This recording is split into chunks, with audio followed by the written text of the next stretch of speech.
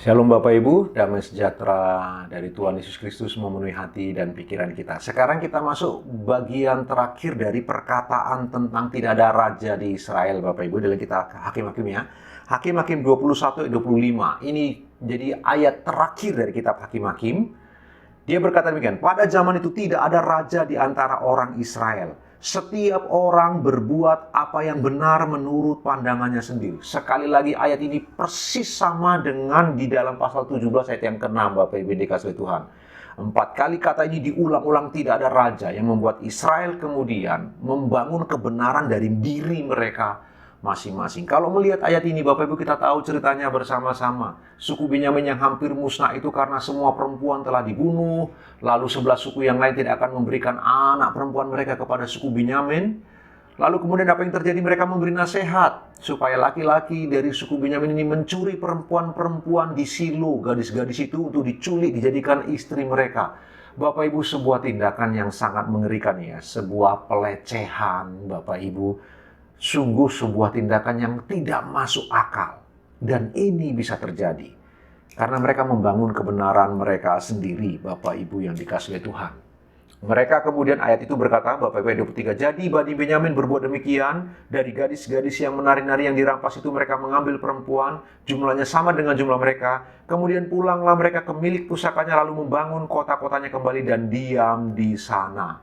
Bapak Ibu perhatikanlah, setelah mereka menculik perempuan-perempuan di Silo itu untuk menjadi istri supaya suku Benyamin tidak musnah, mereka kembali ke tempat milik pusakanya masing-masing. Lalu kemudian ayat itu ditutup. Pada zaman itu tidak ada raja di antara orang Israel. Dalam semua tragedi yang brutal ini, Tuhan diam Bapak Ibu. Tetapi sang narator sengaja membawa cerita ini untuk membawa orang kepada pemikiran, mempersiapkan orang untuk berpikir tentang raja di Israel yang segera akan muncul, yaitu Saul, lalu diteruskan oleh Daud Bapak Ibu. Karena raja yang dari Tuhan adalah Daud, itu sebabnya kitab Rut menjadi kitab pendahuluan tentang nenek moyangnya Raja Daud. Nah, yang perlu kita pikirkan bersama-sama Bapak Ibu, ayo kita bagian ini pikirkan dengan serius. Sekarang saya ingin membawanya kepada konteks keluarga kita masing-masing.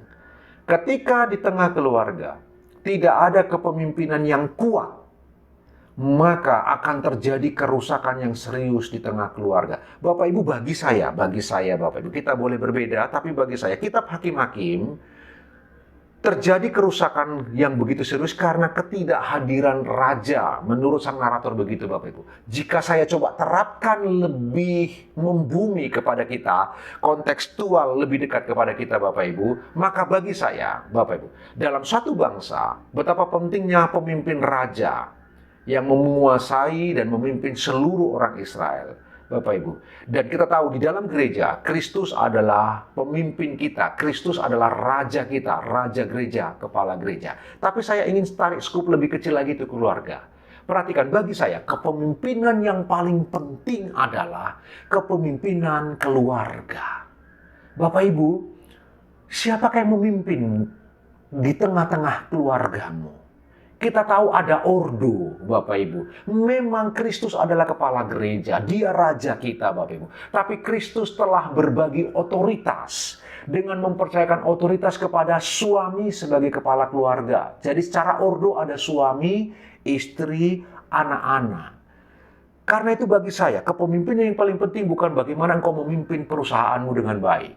Bukan bagaimana engkau memimpin gerejamu dengan baik. Bukan bagaimana engkau memimpin pendidikanmu dengan baik. Bukan itu. Bagi saya kepemimpinan yang paling penting adalah bagaimana engkau memimpin keluargamu. Apakah suamimu? Apakah engkau suami adalah pemimpin di tengah keluargamu? Apakah kepemimpinanmu itu begitu kuat? Secara ordo, Bapak Ibu perhatikan tidak ada yang lebih besar, lebih kecil. Kita sudah belajar bagian ini berulang kali. Tapi perhatikanlah, ketika kepemimpinan yang paling penting, yaitu keluarga, tidak berfungsi dengan benar, engkau telah menghancurkan keluargamu. Hai suami, secara ordo engkau pemimpin. Engkau pemimpin. Jangan pernah melepaskan kepemimpinanmu itu dan membiarkan istrimu yang duduk sebagai pemimpin. Engkau merusak keluargamu.